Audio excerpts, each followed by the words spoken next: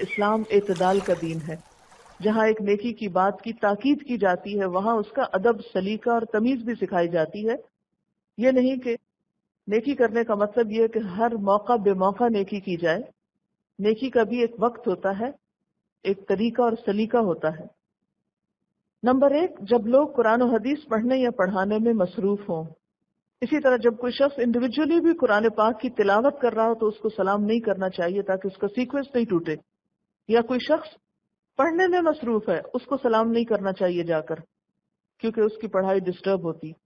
اور ہمارے ہاں حال یہ ہے کہ اگر کہیں آپ بیٹھ جائیں پڑھنے تو پھر آپ کی خیر نہیں، کہ اسی وقت سب کو آپ اچھے لگتے ہیں اور اسی وقت سب آپ کو سلام کرتے ہیں. اور بعض لوگ تو اتنے مہربان ہوتے ہیں کہ ہاتھ کا قلم چھڑوا کے، کتاب بند کرا کے ہاتھ بھی ملاتے ہیں، مسافہ بھی کرتے ہیں، معانقہ بھی کرتے ہیں، اور پھر دنیا بھر کی خبریں بھی معلوم کرتے لیتے اور دیتے ہیں. لیکن اب دیکھیں کہ ایک ایک منٹ قیمتی ہوتا ہے. اور خصوصاً آپ کو یہ معلوم ہے کہ جب آپ کوئی کام کر رہے ہوتے ہیں، خصوصاً پڑھنے کا کام کر رہے ہوتے ہیں، تو آپ کے دماغ میں ایک پوری فلم چل رہی ہوتی. کوئی شخص آ کے اس کو بریک کر دیتا ہے تو دوبارہ اس کو جوڑنے میں مشکل پیش آتی. اور ہو سکتا ہے کہ ایک شخص قرآن پاک پڑھ رہا ہے، مثلاً اس نے پڑھا لا تقربوا الصلاۃ، اور اتنے میں سلام ہو گیا کہ نماز کے قریب نہ جاؤ، اور کسی نے سلام کر دیا. اس کا معنی تو اتنا ہی مکمل ہو گیا نا، آیت بیچ میں رہ گئی. تو ایسے موقع پہ سلام نہیں کرنا چاہیے. پھر اسی طرح جب کوئی خطبہ دینے اور سننے میں مصروف ہو، یعنی جو جمعے کا خطبہ ہے، کوئی دے رہا ہے یا سن رہا ہے، سننے والے کا بھی احترام ہے. پھر اسی طرح جب کوئی اذان دے رہا ہو یا تکبیر کہہ رہا ہو، ظاہر ہے کہ وہ اذان چھوڑ کے اگر سلام کا جواب دینے لگے تو پھر اذان کا کیا بنے. جب کسی مجلس میں دینی موضوع پر گفتگو ہو رہی ہو، میں کسی عالم سے سوال کیا گیا، وہ جواب دے رہا ہے، تو بعض اوقات اوپن مجلسیں ہوتی ہیں نا کہ ہر کوئی آ جا رہا ہوتا ہے.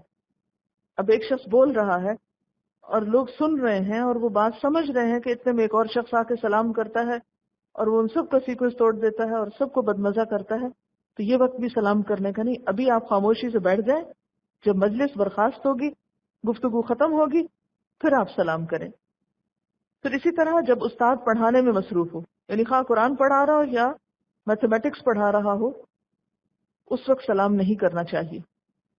اسی طرح جب کوئی قضاء حاجت کے لیے بیٹھا ہو، یعنی ٹوائلٹ میں ہے یا نہا رہا ہے، تو اس وقت سلام نہ کرے. اسی طرح جب کوئی شخص کسی حرام کام کا ارتکاب کر رہا ہو، کوئی فحش کام کر رہا ہو، کوئی بے حیائی کا کام کر رہا ہو، تو اس وقت وہ سلامتی کا مستحق نہیں ہوتا، دعا کا مستحق نہیں ہوتا.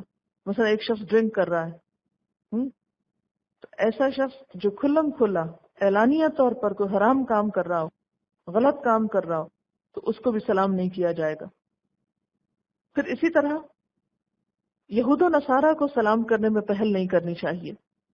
نبی صلی اللہ علیہ وسلم نے فرمایا یہود و نصارہ کو سلام کرنے میں پہل نہ کیا کرو.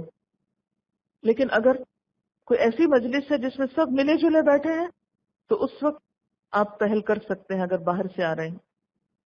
اور ان کو جواب کس طرح دینا چاہیے؟ حضرت انس رضی اللہ تعالیٰ عنہ سے روایت ہے کہ نبی صلی اللہ علیہ وسلم نے فرمایا جب تمہیں اہل کتاب سلام کریں تو تم وعلیکم کہا کرو. اور یہ یاد رکھیے کہ سلام کی ابتدا کرنے والے کو جواب دینے والے کے مقابلے میں زیادہ ثواب ملتا ہے. حضرت عمران بن حسین کا بیان ہے کہ نبی صلی اللہ علیہ وسلم تشریف فرما تھے کہ ایک آدمی آیا، اس نے آ کر السلام علیکم کہا، آپ نے سلام کا جواب دیا اور فرمایا 10 نیکیاں. پھر ایک دوسرا آیا، اس نے کہا السلام علیکم ورحمۃ اللہ، آپ نے فرمایا 20 نیکیاں، یعنی جواب دینے کے بعد. اس کے بعد تیسرا آیا، اس نے کہا السلام علیکم ورحمۃ اللہ وبرکاتہ، آپ نے فرمایا 30 نیکیاں. اور یہ یاد رکھیے کہ بس وبرکاتہ تک ہی ہے، اس سے آگے کچھ نہیں.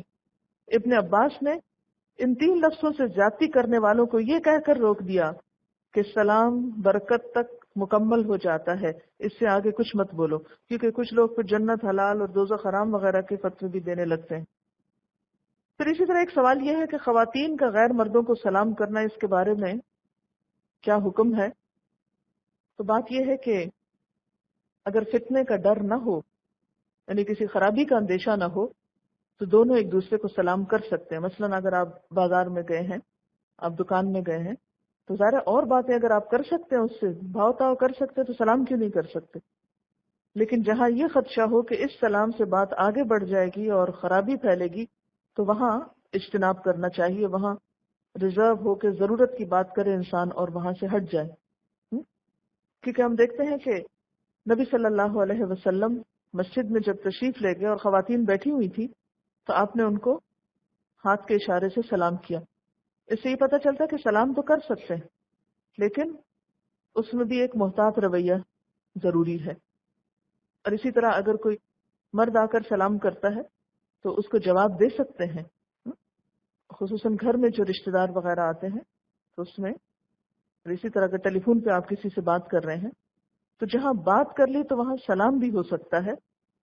اور باتوں میں بھی جیسے غلط بات کرنے سے منع کیا گیا، اللہ کی نافرمانی کی باتیں منع ہے، تو اسی طرح اللہ کے نافرمانی کے کاموں میں پھر سلام دعا نہیں ہوگی.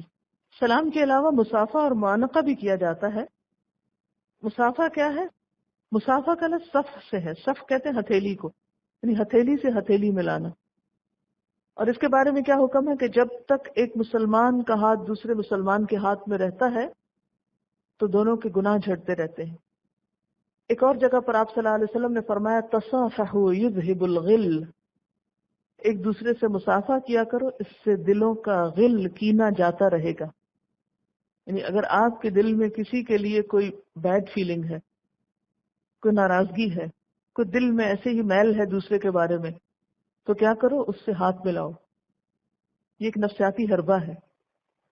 ہر چیز میں اعتدال ضروری ہے کہ بعض لوگ ہاتھ پکڑتے ہیں تو چھوڑتے ہی نہیں، پھر اس میں بہت مشکل ہو جاتی ہے کیونکہ دوسرے کو موقع نہیں دیتے. تو اس میں ہم میں سے ہر ایک کو اتنی سمجھ بوجھ کا ثبوت ضرور دینا چاہیے کہ موقع محل کی مناسبت سے ہی ہاتھ پکڑے. یا تو دیر تک پکڑے رکھتے ہیں یا پھر اتنے زور سے دباتے ہیں کہ ہڈی پسلی ایک کر دیتے ہیں. پھر اسی طرح اگر کوئی شخص کھانا کھا رہا ہو تو اس کو بھی سلام نہیں کرنا چاہیے.